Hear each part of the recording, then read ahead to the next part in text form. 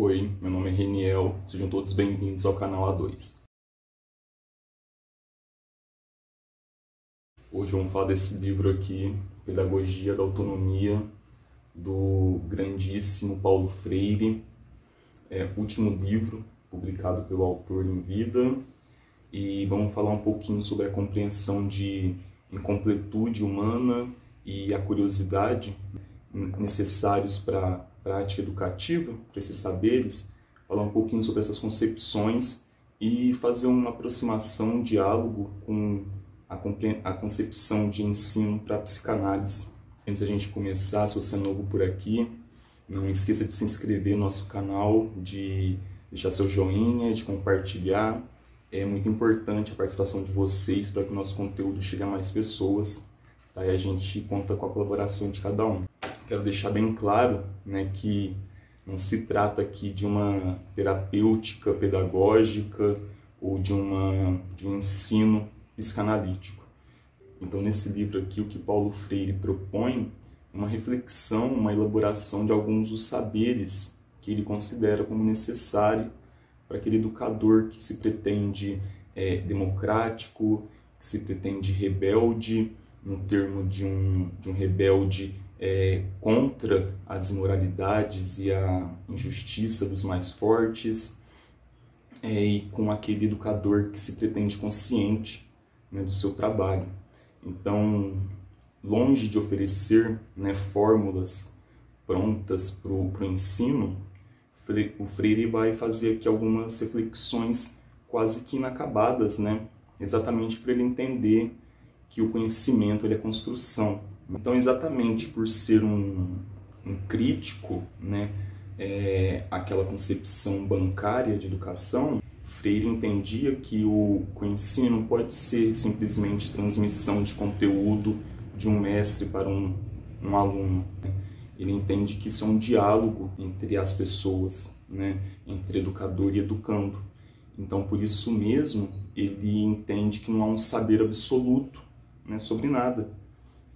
E sim, o que ele vai propor aqui? Ao invés de uma prática de transmissão de conteúdo, ele vai tentar elaborar uma pedagogia que vai tentar entender a formação do conhecimento e usando principalmente a curiosidade do estudante, o seu conhecimento, o conhecimento que ele já traz da sua casa, da sua realidade, para servir de motor para a educação do educando. Então aqui a gente tem duas coisas principais, né, nessa compreensão de educação do Paulo Freire. Primeiro, de que a educação, o saber, ele é histórico, né? Tanto o sujeito que constrói o saber quanto o próprio saber, eles têm seus limites, né, no tempo, e têm suas interpretações, os seus usos, né? O saber, o conhecimento não é algo puro, né, metafísico, que a gente vai alcançar com uma inteligência apurada. Pelo contrário, o conhecimento ele é elaboração, né, constante, histórica, dinâmica, e por isso mesmo nunca é um saber absoluto, né? É como se fosse um suposto saber, de certa forma. E o segundo ponto é essa curiosidade do estudante, né? Para o Freire, onde houver seres humanos e natureza, sempre haverá educação, né? E a educação tem que partir do estímulo da curiosidade, né? Entendendo o seguinte: já que o conhecimento não pode ser absoluto, né, essa curiosidade vai ser permanente, né? Ela tem que ser constante, porque sempre há algo novo, sempre a possibilidade de se conhecer algo de novo. E o Lacan introduz isso na sua concepção de linguagem, né, na fala, de que o sujeito que fala, ele nunca vai alcançar a totalidade ou o real daquilo que ele fala. Isso porque a realidade não pode ser expressa somente através das palavras, né? E porque aquele que fala ele não consegue expressar tudo que ele pensa, então sempre escapa, sempre falta algo do real na fala do indivíduo, né? no falante. E é exatamente essa falta que é o motor do desejo desse sujeito, né? o desejo de unidade com o mundo que esse sujeito tem, se tornar uma coisa só. Então, quando o Freire fala de educação, fala de ensino, ele fala de uma prática que é excepcionalmente humana e histórica. E não porque na natureza, né, não possa existir aprendizagem. Existe, né? Mas ela é diferente, né? A aprendizagem do reino animal é diferente do reino humano. Isso porque, né, o homem ele existe no mundo e com o mundo. Né? Quando o homem ele vai se tornando um animal ereto, que vai utilizando a sua mente, o seu corpo, para controlar tanto a natureza quanto a si próprio, o ser humano ele passa a existir e a criar a sua existência na realidade. Por isso é que a nossa presença no mundo não é neutra, para Paulo Freire. Não existe uma existência neutra. Nós criamos essa sociedade e nós herdamos ela, né, como se fosse algo natural, e obviamente que não é, que nós precisamos manter, produzir e reproduzir essa sociedade. Então, a existência humana ela é feita a partir da participação, né, das decisões desse ser humano na vida coletiva. O ser humano ele não só se adapta, né, como ele também constrói a sua realidade, né, ele curva a natureza ao seu desejo, ao seu bel prazer, de certa forma. Então, por isso que a educação humana ela é além da educação animal, porque o ser humano ele é capaz de criar coisas novas. O ser humano ele não tem um ciclo fechado. Exatamente por ser histórico, ele é indeterminado. Então, para o Freire, quando o homem passa a agir sobre essa natureza, né, essa libertação, né, quando o homem para de usar sua mão para andar e usa sua mão para construir ferramentas e trabalhar sobre a natureza, essa libertação humana, o Paulo Freire ela vai exigir a criação de uma linguagem, de uma comunicação. Né? Por exemplo, as primeiras formas de trabalho coletivo era a caça e a coleta, né? Trabalhos para garantir a subsistência material e energética do ser humano. E para você caçar um animal, você precisa se comunicar, né, com outro indivíduo. Né?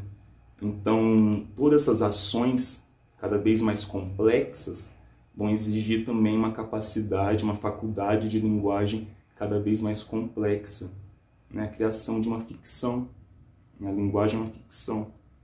A linguagem é o que faz o ser humano interpretar a realidade, dominar a realidade, né?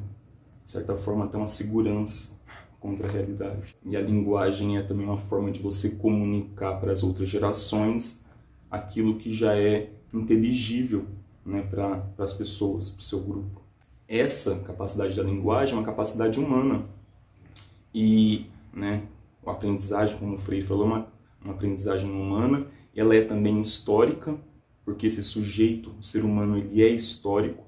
Ele compreende, ele tem consciência do seu tempo, do presente, do passado e do futuro, por mais complexos que seja a compreensão de tempo, nós entendemos que ele passa, né, ou que pelo menos as coisas à sua volta passam, né, evoluem. E o ser humano é um ser que tem consciência do seu tempo, é um ser histórico.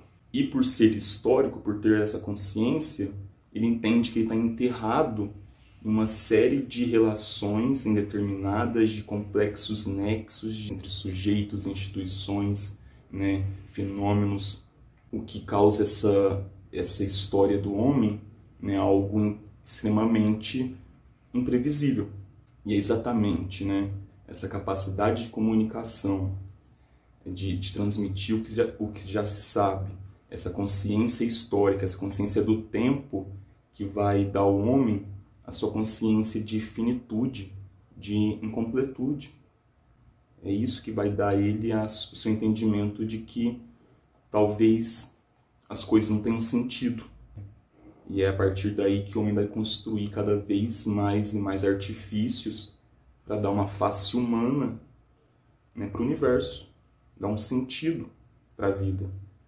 Vai construir altares, né? Vai fazer velórios, realizar velórios, vai cultivar santos, imagens, tudo isso para que a vida tenha um sentido no meio desse emaranhado de coisas, no meio dessa imensidão da natureza.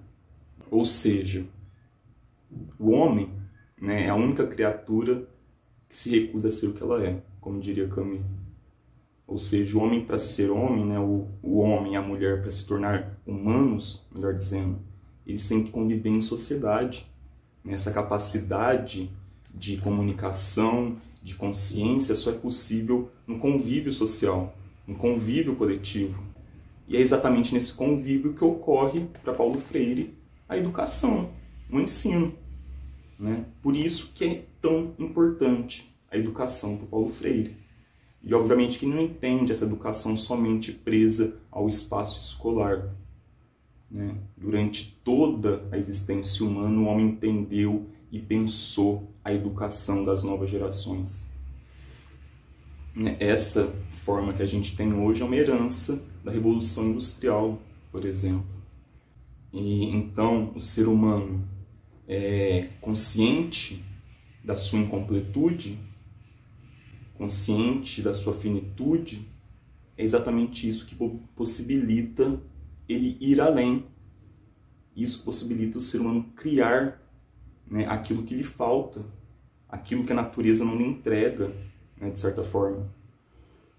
A utopia, aquilo que não existe nessa realidade. E isso só é possível através do estímulo da curiosidade do educando. Então, o ensino, né, como diria, por exemplo, Rubem Alves, ele não deveria ser para ensinar somente fórmulas. É importante que dominemos, né, as fórmulas, mas a gente precisa ir além. A educação precisa ser o quê? Ela precisa ensinar a gente a perguntar, a fazer perguntas. A pergunta é o salto da ciência, é esse ir além da ciência. Então a educação precisa ir além. Por isso que a educação é formativa, é formação. Né? Por que é formação? Porque tem todo um arcabouço cultural que precisa ser apreendido, compreendido, para que ele possa ser transformado. Né? Obviamente não aqui do contexto educacional proposto pelo Paulo Freire. Exatamente como o nome diz, o objetivo final da educação tem que ser essa autonomia que o educando vai atingir através do estímulo da curiosidade, do estímulo do entendimento de que é sempre possível aprender algo novo. Né? A gente aprende e vai morrer ignorante, né? De certa forma. E tem um pouco disso na análise.